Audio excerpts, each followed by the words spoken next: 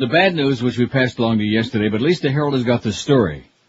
Veteran South Florida disc jockey Don Cox passes away. Died in his sleep Monday morning in Atlanta, said friend and former colleague Kid Curry, program director of Power 96. Cox on the radio, as he was known, had been living with his mother. He was 55. That's depressing to me. Yep. That doesn't sound like a real party. Yeah. No. He didn't wake up, Curry said. Cox's gravelly voice. In fact, see, I don't think probably Pharrell doesn't know who that was.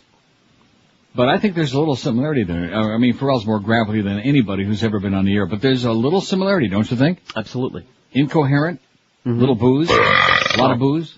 Cox's gravelly voice and sometimes bawdy on-air persona made him a star DJ for 3 decades in South Florida. The Sun Sentinel, though, hasn't discovered he died yet, even though Muff called Tom Jicka. Cox came to prominence in South Florida on Y100 in 1973 when the Johns dominated the top station's playlist. Elton John. Where did this come from? Elton John, John Denver, and Olivia Newton-John. What is that? Like I said, this Howard Cohen man, I think he ate too many stale halavas. He worked briefly in Los Angeles at the height of disco in 1977. When disco died and urban rhythms arrived, Cox followed the beat back to South Florida. He returned to Y100, then to contemporary hit radio Power 96 in 1986.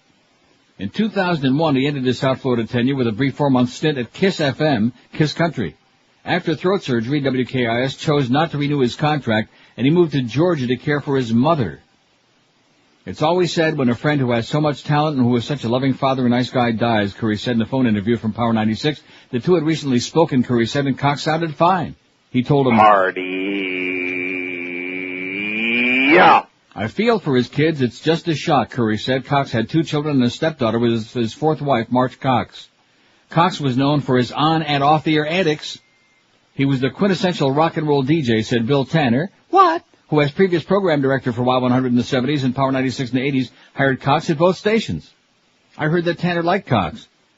Perhaps inspired by TV's wacky sitcom WKRP in Cincinnati, Tanner and Cox came up with a novel idea. The DJ would broadcast his first Power 96 show live from atop the former Coppertone billboard in North Miami Beach. You remember that?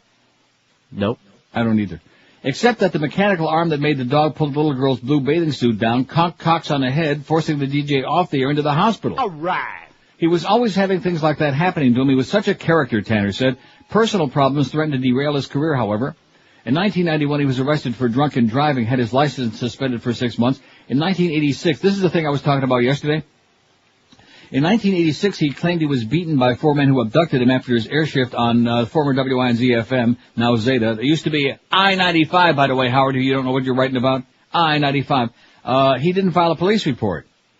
I remember that very vividly. Let's see, 86. I was working at INZ on the AM. Okay. And there was this whole strange thing about claimed to be abducted and beaten up. Of course, he didn't have a scratch on him, which was kind of strange. In 1980, he was charged with cocaine trafficking and served 4 months. Despite those setbacks, if you look back at the history of South Florida radio, I think Don's name will always be remembered, said Adam Jacobson, editor with the LA Trade magazine Radio and Records. He spoke to 2 generations of South Floridians. Everybody knows Cox on the radio. Anybody who's been in town more than like 5 months?